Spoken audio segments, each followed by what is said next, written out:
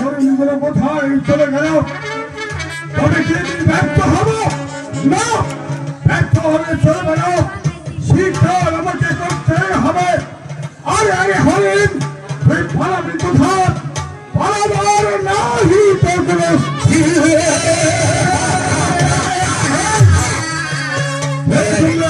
আমরা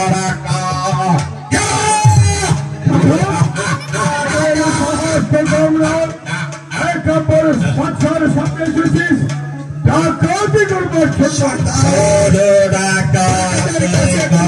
জন্য নয়, তাই তো বলছে আছে এক এক করে সব কিছু আমাকে খুলে নেবে। আর যদি খুলে না দাও তাহলে জীবনে আর আমার কি কেউ নেই? এই ঢাকা ধরি কবল থেকে আমাকে রক্ষা করে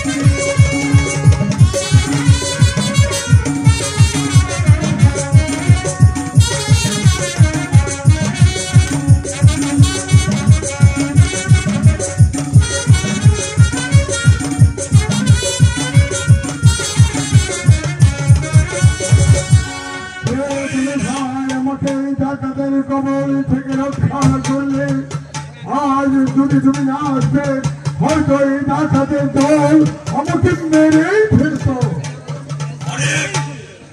আমাকে চিনতে পারছিস না? আমি হচ্ছে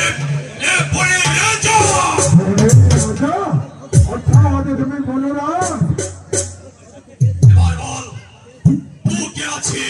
তুমি আমাকে চিনতে পারছো না বলে না? আমি নিরাজ বলে একটা বাচ্চা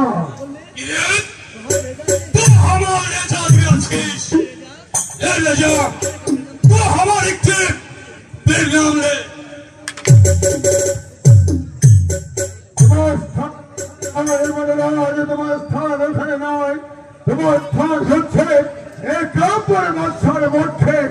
এসো ভাই, তুমি আমার পক্ষে এসো। আমি ছোট জাত আছি, আমি গরিব মানুষ আছে, আমি মূর্খ মানুষ আছে। বলে তুমি মূর্খ, বলে তুমি শুধু নয়, যদি তুমি শুধু মানুষ হতে তাহলে মানুষের বিপদে এমনি ভাবে এগিয়ে আসতে না। আজকে তুমি আমার যে উপকার করেছ, তাই তো তোমাকে ভাই বলে আমার পক্ষে স্থান দেব। ভাই তুমি আমার পক্ষে এসো। ঠিক আছে রাজা।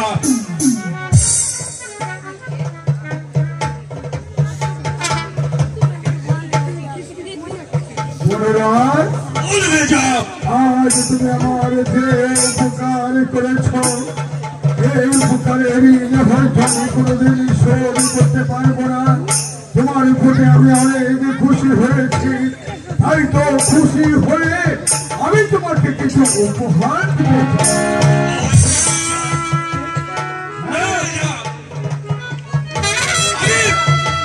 আমার কাজ আমি করেছি, আমি কোনো উপহার চাইলে রাজা।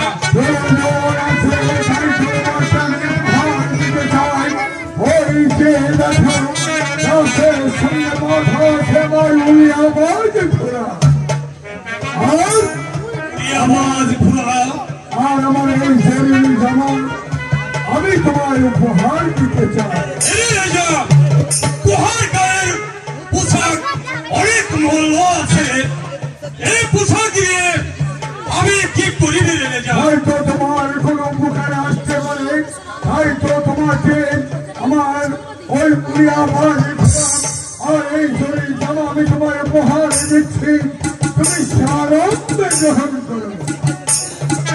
ঠিক আছে রাজা, হে রাজা দেব, তোমার গায়ে ওই মূল্যবান পোশাক আমি সাধারণ গ্রহণ করলাম।